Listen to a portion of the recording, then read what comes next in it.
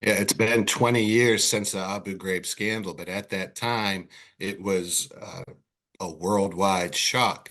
These photos were released of Iraqi prisoners at a prisoner in Abu Ghraib, Iraq. It was just after the United States had invaded and occupied Iraq. And these photos showed just really horrific treatment of prisoners.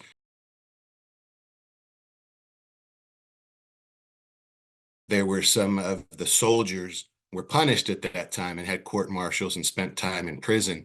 But what we have today, now, 20 years later, is a civil lawsuit by three of the survivors, the former detainees at Abu Ghraib.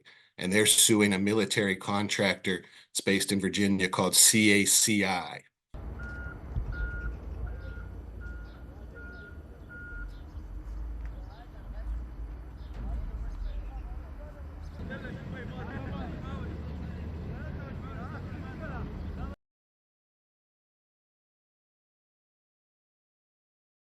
CACI is the defendant, and what they have said in court in their defense, they don't dispute that abuses occurred.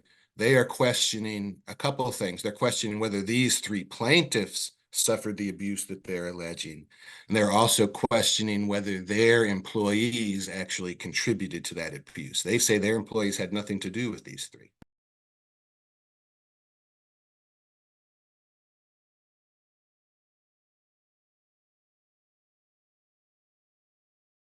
There's three plaintiffs in this case. They're all Iraqi.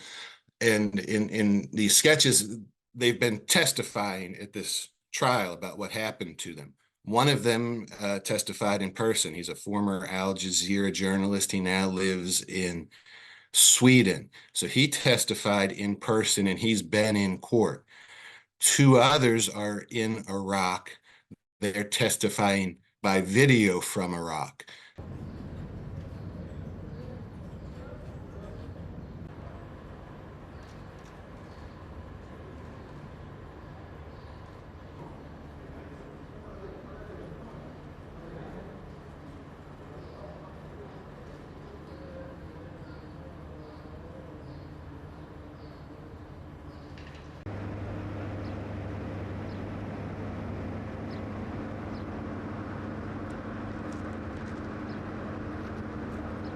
Any judgment that comes in this trial, if the plaintiffs win, then CACI, the company, is found liable and they'll be ordered to pay money of some amount.